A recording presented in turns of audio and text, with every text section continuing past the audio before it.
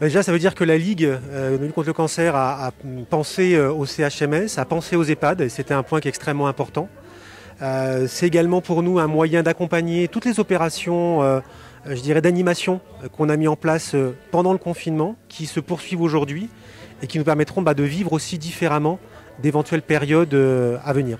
Alors ces tablettes, elles sont réservées pour les résidents de nos EHPAD, donc ce sont principalement donc, des personnes âgées, qui vont leur permettre d'être en contact avec leur famille, qui vont leur permettre également d'avoir des activités sur d'autres supports. Et tout ça donc, va être géré par l'équipe d'animation.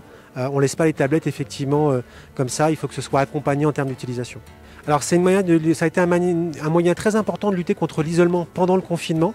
Ça a aussi permis effectivement à nos anciens de découvrir les nouvelles technologies autrement, de les apprivoiser, parce que ce n'est pas forcément simple. Et parce qu'il y a eu un accompagnement, parce qu'effectivement aussi on les a pas laissés seuls devant la tablette à se débrouiller, c'est une nouvelle porte, une nouvelle fenêtre ouverte sur le monde. J'ai dit tout à l'heure dans mon discours, c'est que il y a deux choses. Il y a cette épidémie nous a vraiment mis l'accent sur le fait que certaines personnes dans la société sont très isolées pendant le confinement, et dont notamment les personnes qui sont dans les EHPAD.